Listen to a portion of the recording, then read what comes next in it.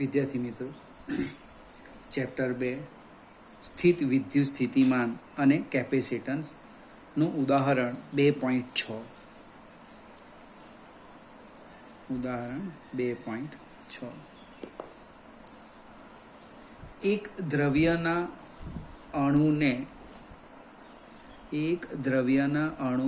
અણુની 10 ગુણ્યા -29 coulomb into metre જેટલી કાયમી વિદ્યુત ડાયપોલ ચાક માત્રા છે.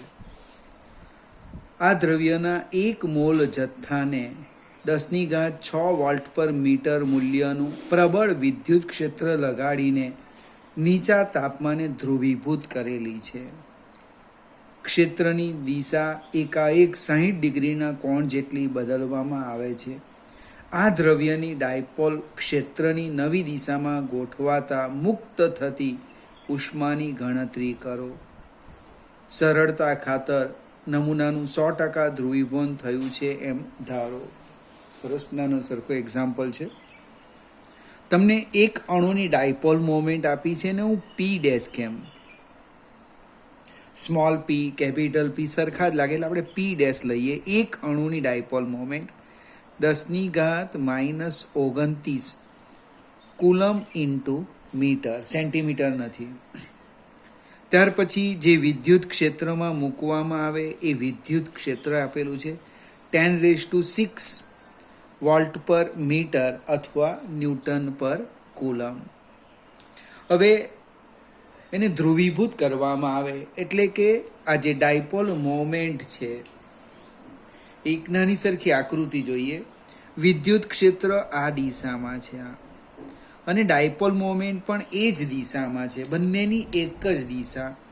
અને આપણે વિદ્યુત ક્ષેત્ર બતાવીએ અને આ સમાસ ડાયપોલ મોમેન્ટ બતાવીએ એટલે કે પ્રારંભિક કોણ θ0 = 0 ડિગ્રી છે. ત્યાર પછી એકાએક ક્ષેત્રની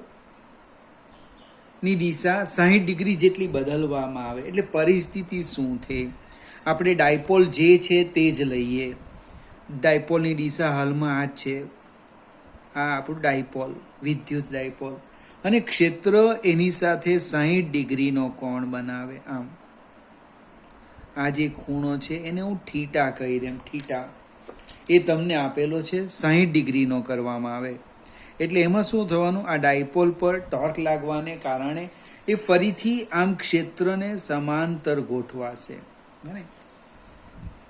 એ દરમિયાન મુક્ત થતી ઉષ્માની ગણતરી કરો. આવું કંઈક લખ્યું છે, જોઈએ આપણે. પહેલાં તો 1 મોલ અણુની ડાયપોલ મોમેન્ટ શોધીએ. પહેલું કામ હું લખું છું આ રીતના, જોજો. એક અણુની વિદ્યુત ડાયપોલ ચાક માત્રા અથવા મોમેન્ટ આપણને આપી છે 10⁻−29. 1 મોલનો અર્થ શું થાય? તો કે 1 મોલ એટલે 6 પોઈન્ટ અથવા તો 6 × 10⁻23 અણુની વિદ્યુત ડાયપોલ મોમેન્ટ કેટલી? 1 મોલ અણુ છે એની ડાયપોલ મોમેન્ટ આપણે શોધવાના. એને હું પી કહી દેમ. તો કે પી બરાબર 6 × 10⁻23 ગુણ્યા 10⁻−29. આધાર સરખા ગુણાકાર ઘાતાંકનો સરવાળો થાય એટલે 6 × 10⁻23 -6 કુલમ ઇન્ટુ મીટર. આ એની કુલ ડાયપોલ મોમેન્ટ થવાની. હવે પ્રારંભિક સ્થિતિ ઉર્જા લઈ લઈએ. એની શરૂઆતની પ્રારંભિક સ્થિતિ ઉર્જા એને ધારો કે હું U0 કેમ, તો સૂત્ર છે -PE cos θ0. પી આપણે શોધી કાઢ્યા, E આપ્યા છે એટલે U0 આવવાના. -P 6 × 10⁻6 into E 10⁻6 into cos 0. cos 0 1 થશે. આધાર સરખા ગુણાકાર ઘાતાંકનો સરવાળો, એટલે કે પ્રારંભિક સ્થિતિ ઉર્જા -6 ઇન્ટુ 10⁻⁻6 પ્લસ 6, એટલે 10ની ઘાત 0 અને કોઈની પણ ઘાત 0 એટલે 1 થાય, એટલે U0 આવી ગયા -6 જૂલ. તમારે સામે લખવાનું. થોડી મારી સ્પેસ આ બાજુ ઘટી ગઈ. પ્રારંભિક સ્થિતિ ઉર્જા આ બાજુ લખવાનું, અંતિમ સ્થિતિ ઉર્જા, અને આ યાદ રાખજો, લીટી પાડીને લખી દેજો. હવે લઈએ અંતિમ સ્થિતિ ઉર્જા. અંતિમ સ્થિતિ ઉર્જા એને આપણે યુ કહીએ તો યુ બરાબર -PE cos થીટા. ફરીથી કિંમત મૂકી દઈએ.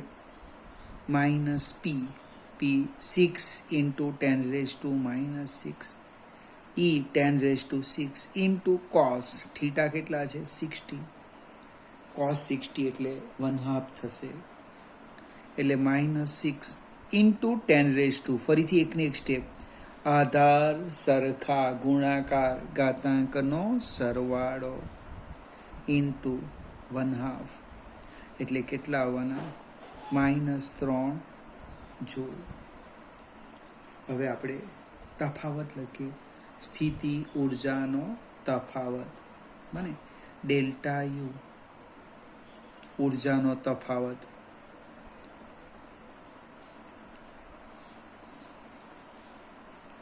ડેલ્ટા યુ બરાબર અંતિમ સ્થિતિ ઉર્જા ઓછા પ્રારંભિક સ્થિતિ ઉર્જા.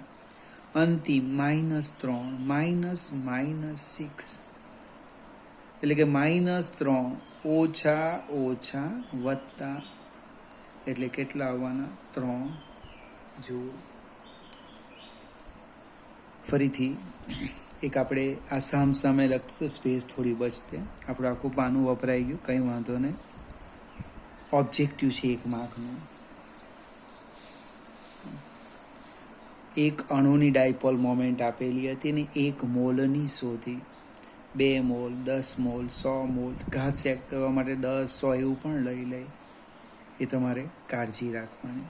બીજું, 1 મોલમાં અણુની સંખ્યા કોઈ લઈ 6.023 તો પણ ચાલે. જવાબમાં થોડુંક વેરિએશન આવશે, માઇન્યુટ પોઈન્ટમાં ખબર પણ નહીં પડે. આગળ જઈએ.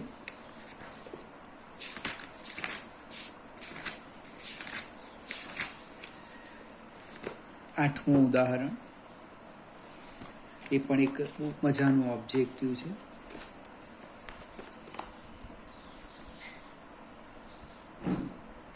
ઉદાહરણ 8, 7 હું તમને ક્લાસમાં આપણે ચર્ચા કરીશું, અથવા તો માઇક્રોસોફ્ટ ટીમ પર આજે વર્ક કરીએ ત્યારે જોઈ લઈશું. ડાયઇલેક્ટ્રિક અચળાંક કે ધરાવતા દ્રવ્યના એક ચોસલાનું ક્ષેત્રફળ સમાંતર પ્લેટ કેપેસિટરની પ્લેટ જેટલું છે, પરંતુ તેની જાડાઈ 3/4D છે, જ્યાં D 2 પ્લેટ વચ્ચેનું અંતર છે. જ્યારે આ ચોસલાને પ્લેટો વચ્ચે દાખલ કરવામાં આવે ત્યારે કેપેસિટન્સમાં કેવો ફેરફાર થાય. હવે નાની સરખી આકૃતિ લઈએ આપણે, એટલે થોડો ખ્યાલ આવશે.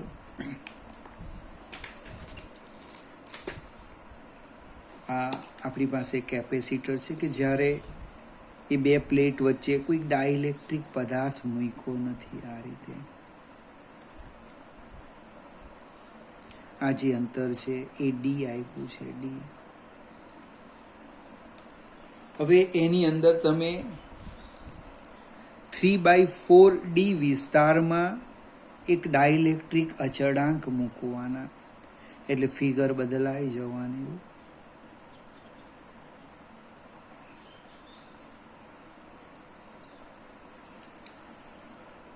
આ આપણું ઓરિજિનલ કેપેસિટર છે.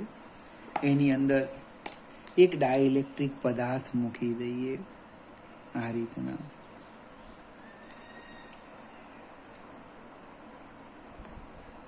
વચ્ચે મૂકો, કોઈ પ્લેટને ટચ કરીને મૂકો, તમને જેમ યોગ્ય લાગે તેમ. આ આપણે એક ડાઇલેક્ટ્રિક પદાર્થ મૂકી દીધો. હવે આ જે અંતર છે એ લખ્યું છે 3/4D. કયું અંતર? આ અંતર 3/4D. અને આ જે અંતર થવાનું આ એ થવાનું D/4. તમે સરવાળો કરો, D/4 પ્લસ 3/4D એટલે 4/4D એટલે D આવી જશે. હવે જ્યારે ડાઇલેક્ટ્રિક પદાર્થ નહોતો, ડાઇલેક્ટ્રિક પદાર્થની ગેરહાજરીમાં એનું કેપેસિટન્સ કેટલું તે લખીએ આપણે. ડાઇલેક્ટ્રિક પદાર્થની ગેરહાજરીમાં કેપેસિટન્સ લખીએ આપણે. કેપેસિટન્સ તો કે C0 બરાબર Q/V0. V0 એ બે પ્લેટ વચ્ચેનો પોટેન્શિયલ ડિફરન્સ. બે પ્લેટ વચ્ચેનો પોટેન્શિયલ ડિફરન્સ. તો ડાઇલેક્ટ્રિક પદાર્થ મૂકવાથી શું થાય? ક્યુ બદલાવાનો નથી. અહીંયા પ્લસ ક્યુ માઇનસ ક્યુ, તો અહીંયા એ જ રહેવાનો, પ્લસ ક્યુ માઇનસ ક્યુ. તો બદલાવવાનું શું? વિદ્યુત પોટેન્શિયલ ડિફરન્સ બદલાવવાનું. અહીંયા વિદ્યુત ક્ષેત્ર કેટલું છે? વાક્ય રચના જોજો. હાલમાં વિદ્યુત ક્ષેત્ર છે E0 છે. હવે આ જ્યાં ડાઇલેક્ટ્રિક પદાર્થ નથી ત્યાં વિદ્યુત ક્ષેત્ર કેટલું છે? તો કે E0 છે. અને ડાઇલેક્ટ્રિક પદાર્થમાં કેમાં ભાગનું થાય એટલે અહીંયા વિદ્યુત ક્ષેત્ર બોલાય E0/K. આ જે વિસ્તાર છે એમાં સમાન વિદ્યુત ક્ષેત્ર E0 છે. અને આ જે વિસ્તાર લીધો આ 3/4D એમાં સમાન વિદ્યુત ક્ષેત્ર E0/K થવાનું. એટલે હવે ડાઇલેક્ટ્રિક પદાર્થની આપણે હાજરીમાં લખીએ, અહીંયા સામે જ લખીએ.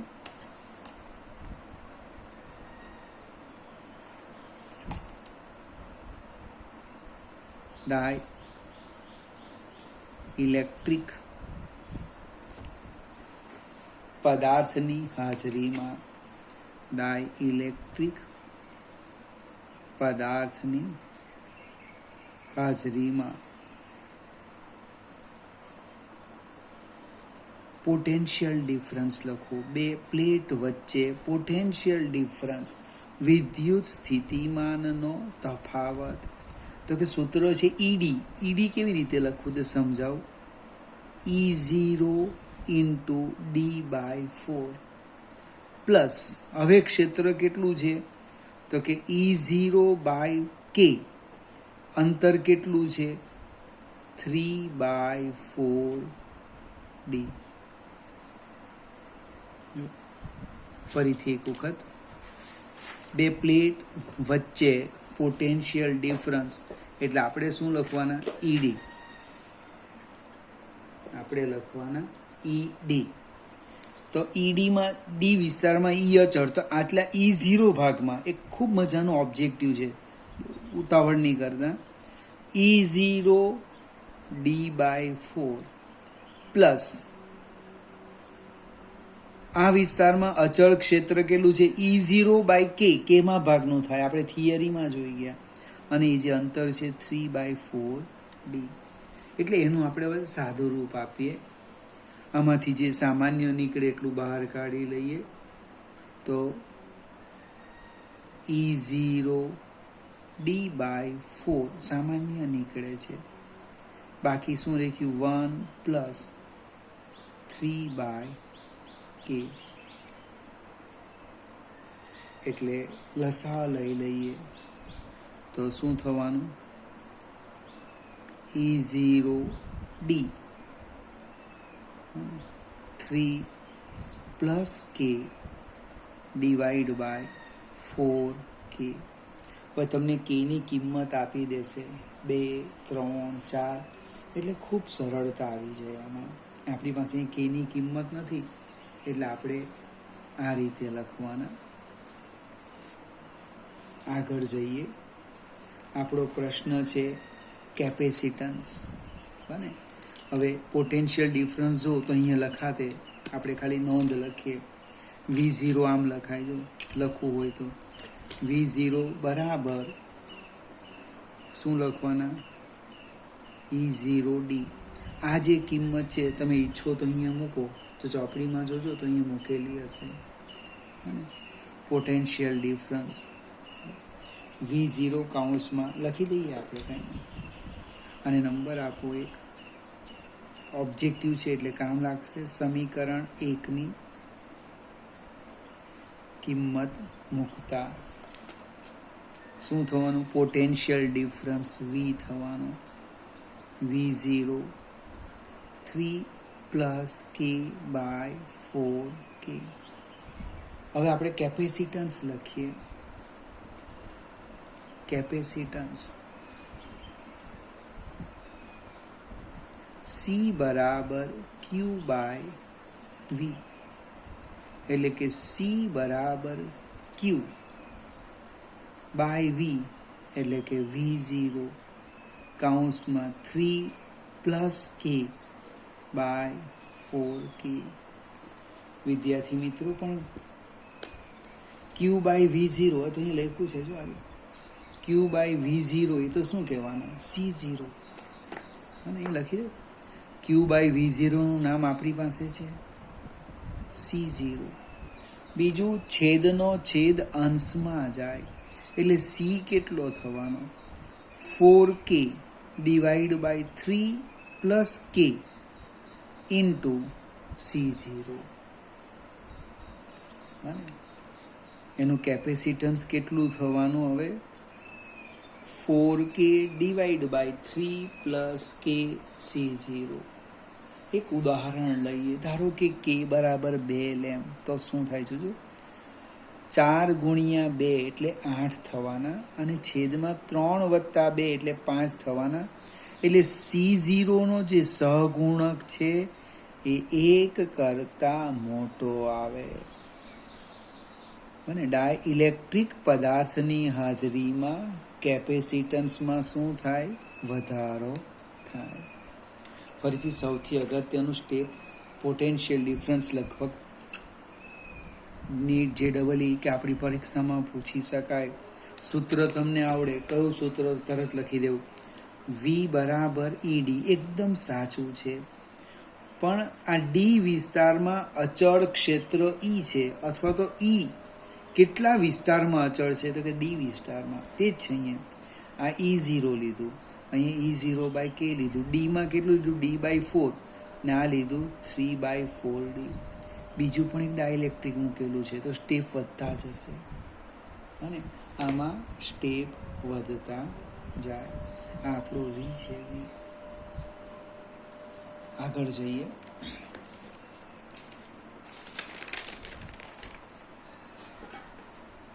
ઉદાહરણ 9 લઈએ. ખૂબ મજાનું છે. હું આકૃતિ દોરી દે, મને સમજાવતો હતો. એક પરિપથ આપેલો છે. એ પરિપથનો સમતુલ્ય કેપેસિટન્સ અને દરેક કેપેસિટર પર વિદ્યુત ભાર શોધવાનો છે. આપણા માટે પહેલો જ એક્ઝામ્પલ છે. પરિપથ હું દોરું છું, આ રીતના જોજો. અહીંયા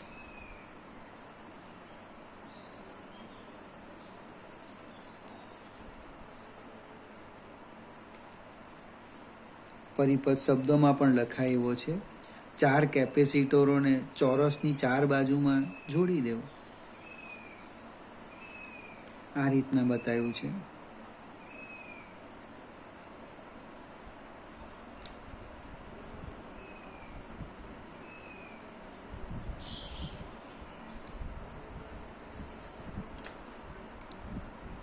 કેપેસિટર છે એટલે એની સંજ્ઞામાં યાદ રાખવાની. પ્લેટની લંબાઈમાં વધારો ઘટાડો નહીં થવો જોઈએ.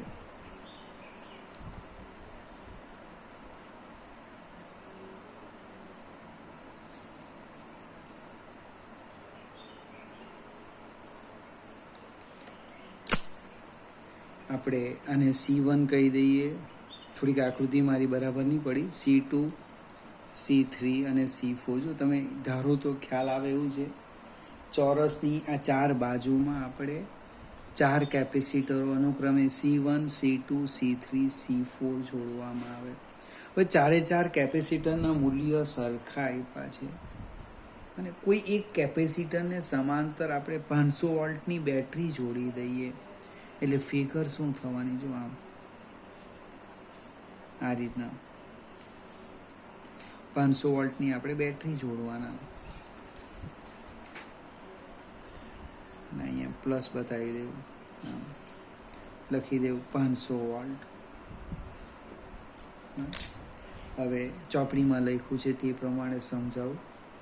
અહીંયા પ્લસ છે, માઇનસ છે, પ્લસ છે, માઇનસ છે, પ્લસ છે, માઇનસ, પ્લસ માઇનસ. પ્રશ્ન છે સમતુલ્ય કેપેસિટન્સ. ઉદાહરણ 2.9 છે.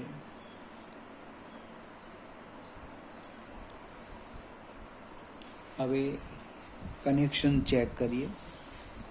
પેલા મૂલ્ય લખી દેમ છું, સાઈડ પર જોજો.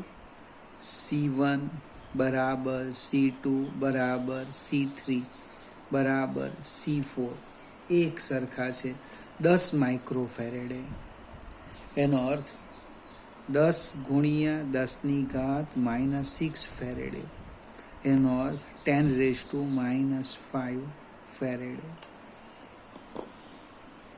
હવે આકૃતિ પરથી જોઈ શકાય કે જે આ કેપેસિટર છે, અહીંથી નીકળ્યો વિદ્યુતભાર Q એ આમાં ગયો, આમાંથી આના પર આવ્યો, આમાંથી.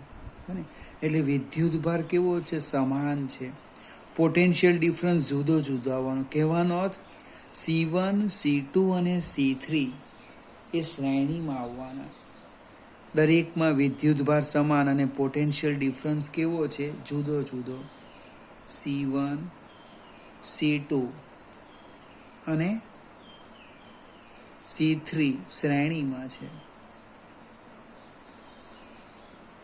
C1, C2 અને C3 શ્રેણીમાં છે. એટલે સમતુલ્ય કેપેસિટન્સ લખીએ. સમતુલ્ય કેપેસિટન્સ. હવે એને કોઈક સંજ્ઞા આપવો હોય તો C5 લખો અથવા C', તમને જે ગમે તે.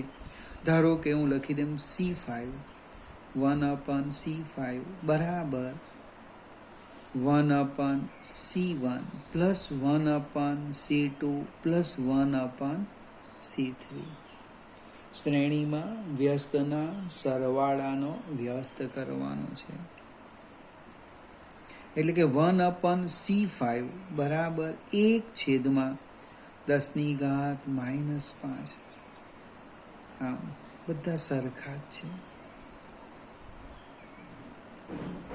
છેદ સરખા છે એટલે શું કરવાના? અંશનો સરવાળો કરવાના. એટલે કે 1/C5 બરાબર 3/10⁻⁵. કેટલાક C રવા દે, આ કિંમત C મૂકી દે તો પણ ચાલે. આપણે વ્યસ્તના સરવાળાનો વ્યસ્ત એટલે દરેક કેપેસિટરનો વ્યસ્તનો સરવાળો કેટલો? આટલો થયો. એનો વ્યસ્ત એટલે ઉલટાવી કાઢો. C5 10⁻⁵/3 faraday. હવે એક સ્ટેપ આગળ વધીએ. નાની સરખી આકૃતિ દોરીએ. આ C1, C2 અને C3 એ આમ આવી ગયા. C5, C4 જ્યાં છે ત્યાં જ છે. અને અહીંયા તમારી બેટરી આવી ગઈ 500 વોલ્ટની. આનો અર્થ શું થવાનો? કે C5 અને C4 એ સમાંતરમાં થવાના. જો C5 અને C4 સમાંતરમાં. જો સમાંતરમાં હોય તો આપણે લખી દઈએ સમતુલ્ય કેપેસિટન્સ, એને હું સી કેમ, સમાંતરમાં સરવાળો થાય C5 પ્લસ C4, એટલે 10⁻⁵ પ્લસ 10⁻⁵.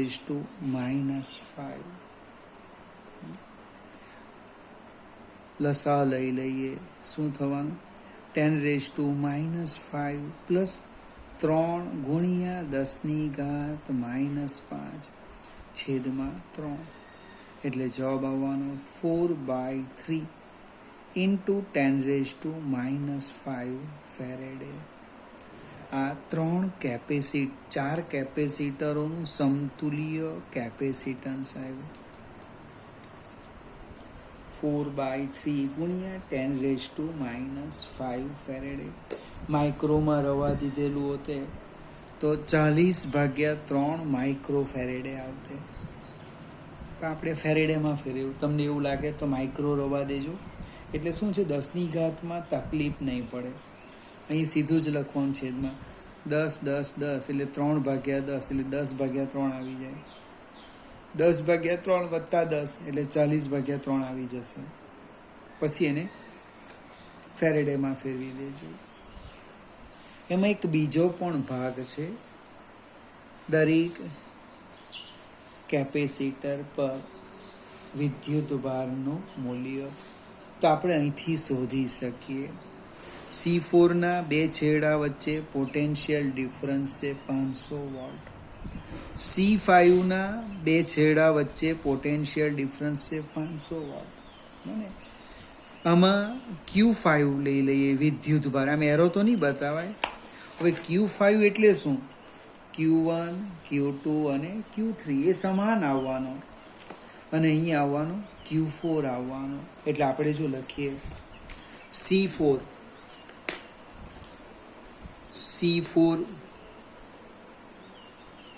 કેપેસિટન્સ પર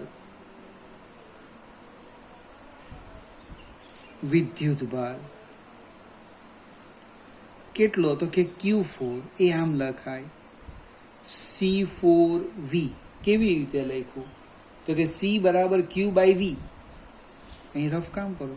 C બરાબર Q/V એનો અર્થ શું થાય? Q બરાબર CV. આનો ઉપયોગ કર્યો. C4 ખબર છે મને કેટલો છે? 10⁻⁵. V કેટલા છે? 500. 500 એટલે આમ લખાય 5 ગુણ્યા 10⁻². હવે આધાર સરખા ચેક કરો. 10⁻⁻5 અને -2. બને એટલે શું થવાનું? ગુણાકાર, ઘાતાંકનો સરવાળો 10⁻⁵ પ્લસ 2 એટલે Q4 આવે છે. 5 ગુણ્યા 10⁻³ કુલમ. 5 ગુણ્યા 10⁻³ કુલમ. હવે એક સ્ટેપ આગળ વધીએ. Q1 C1 C2 C1 ધીમેથી જોજો. C1 C2 અને C3 શ્રેણીમાં છે. એનો અર્થ વિદ્યુત ભાર સમાન. અને એ કેટલો આવવાનો?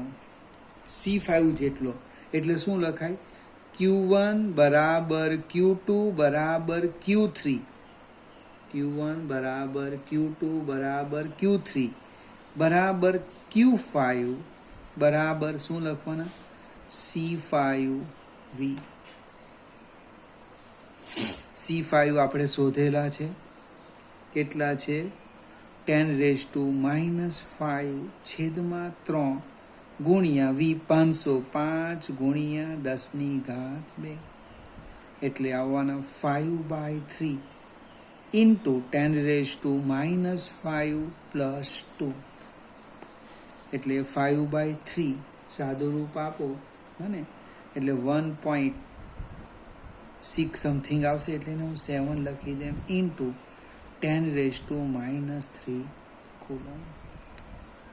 ફરીથી વિદ્યાર્થી મિત્રો, આ જે જવાબ છે આ જે એક્ઝામ્પલ એ ખરેખર અગત્યનો છે.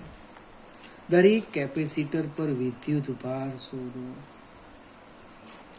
એટલે C4 પર આવી ગયો આટલો, આ આવી ગયો Q1 બરાબર Q2 બરાબર Q3 આવી ગયો. આ 3 ઉપર સરખો કેટલો 1.7 ઇન્ટુ 10⁻³ કુલમ. બીજી પણ એક રીત છે. કેટલાક મિત્ર આ જે સમતુલ્ય કેપેસિટન્સ છે એના પરથી કુલ વિદ્યુત ભાર શોધે Q. પછી શું કરે, અહીંયા Q4 શોધી કાઢે.